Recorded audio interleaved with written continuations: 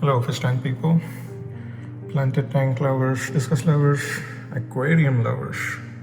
Just wanted to make a quick video of some of the dangers of an aquarium. Again, it's not to scare you, just to educate you about some of the things that happen that go unnoticed. For example, you can see this leak here that is happening from the seam of the tank on the upward seam.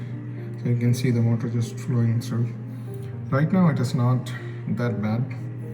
I may have just to seal this top part here, just seal it here from the inside or from the outside, so that may stop. But the more dangers are when you have anything that is on the side, on the side seams here. What they say, the connectors between both the glasses.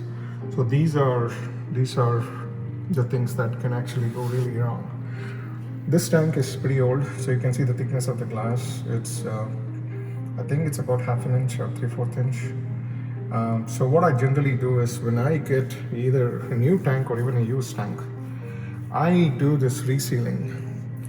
I get the sealant, which I can put in the description, and then that sealant I put those the paint, whatever those tapes are, and they just seal it, just leave it for 2 days, and then again after 2 days I just fill it with water and just make sure that it's not compromised, or it will not be compromised for at least for the next whatever years.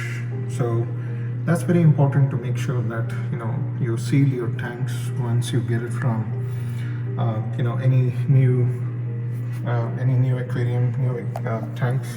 It's a good practice to kind of reseal, at least make another layer on top of what they have, and that's where it becomes highly important that this will not, at least you'll be safe. Generally they are pretty strong, but just another layer of insurance that you can actually put on top of what you already have. So you see that, if you see that extra stuff that I have is what I put in this layer. Initially it was only until this what they had when we bought the tank. So you can see that they eventually, there will be algae and stuff like that. Don't use a blade to scrape that. Just use like a that's what is it called, Scotch-Brite, or that kind of material to kind of scrape it off. So and even that, you have to make sure that you're not doing it too much. So if you see, look at here, I've just stopped using that Scotch-Brite, and I just let that algae just be there, because I don't want to mess with the sealant there. So this is what the video is all about, just to secure your aquarium when you get it. And keep an eye. This is all like, these kind of leaks could be normal for older tanks. And also another thing that we also do when we clean the tanks is we put a lot of pressure when we want to do anything inside the tank. We put a lot of pressure on this layer here. We put our hand and then kind of press it and things like that. I think that can cause that compromise. That could compromise the seal a little bit. So just give some attention when you do that. Don't put a lot of weight. And when you're tired and stuff like that, you may end up finding out that, oh, it's okay, the tank is strong and stuff, but don't give way to that, because what we think strong could not be strong for the tank.